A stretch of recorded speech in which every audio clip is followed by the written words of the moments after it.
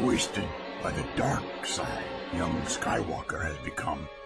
Hayden is very good at doing the dark side, and he always has been.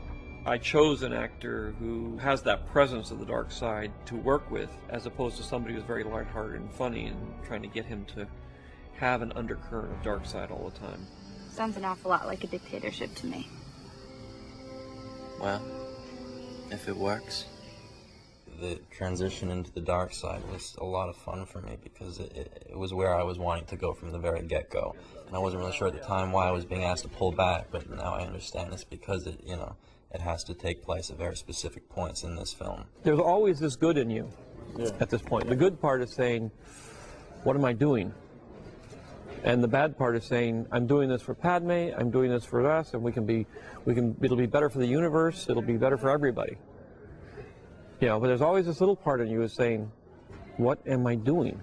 Where we left him in episode 2, he was consumed by conflicting emotions. His love for Padme, a lust for power, which was really magnified by his mother's death, and a fear, which is important, a fear that such an occurrence could happen again.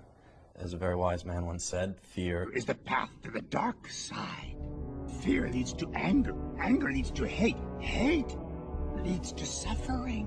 And that, more or less, is the nature of Anakin's descent to the dark side. The climax is episode 3, where he actually does turn into Darth Vader. He actually becomes the evil he has been trying to fight. And it's a fun story to tell, because it is the story of how a good person turns bad. He's grown in this whole war, but he's kind of grown in the wrong direction. He kind of likes killing everybody, so he's become very un-Jedi-like. When I was talking to Hayden, the first thing that came up is the fact that I've been asking him to bulk up and the character get to where he is in episode 4. I need him to start working out.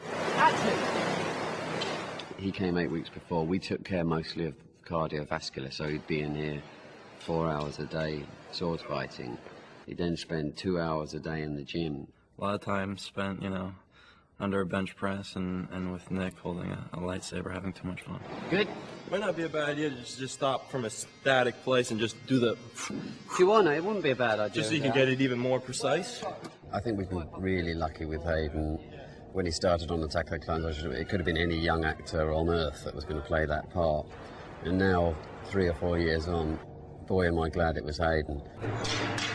It's just a hell of a lot of fun. You're learning where your feet go and how your body's meant to move and where your lightsaber connects with your opponent. Trying to absorb all the information that's being thrown at you while retaining everything that you learned the day before and the day before that and the day before that, and to piece it all together so that the fighting moves become a sort of linear continuum. That's some of the most fun I can remember having in recent memory, was just being there with Nick and you and bashing it out. That's good. Yeah. That's good. You just couldn't get anyone better. I think he's the best sword fighter, actor or stuntman or sword fighter. He's the best I've ever seen. I think he's one of the most amazing actors of his generation, and I think we're going to be seeing a whole lot more of him. I'm overwhelmed. But the council elects its own members. It's always exciting for an older actor to work with a younger actor who has great talent. But I didn't know it would be quite as exciting as it's turned out to be. I mean, we just, on certain scenes, we thought we were really, really cooking. Is it possible to learn this power? Not from a Jedi. You are on this council, but we do not grant you the rank of master. What? There's a very interesting look sometimes that he has that Jake used to have, but he would always look and be like, wow, that is so cool. And then the look of, what does that have to do with me? And as his eyes changed, there was this thing that happened in his forehead that was like so interesting as I was watching it. It was a very good moment for him. It's been an amazing process watching Hayden play this character and approach this character. He's an incredibly soulful, deep-reaching actor. And cut. Great. Can we do it one more time, though? One more time? Please. All right. That was very good, though. Very good. I adore Hayden to death. I mean, there's just absolutely nothing that he won't do.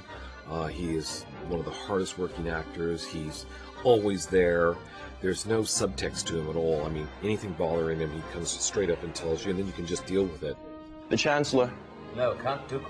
What I've enjoyed specifically is that we've created a relationship on screen that mirrors our relationship off screen, and that we both get on terribly well.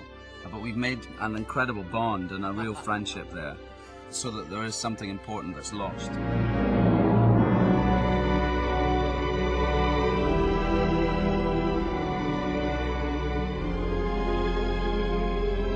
Having Hayden finally make it into the suit completes the circle of the movie, so that's satisfying. There is that mystery there. He is a man behind a mask, and up until now we didn't know who that man was. This was sort of the moment that I've been waiting for, getting to make that final transition and don the dark helmet and put the whole costume on. And so that was very exciting for me.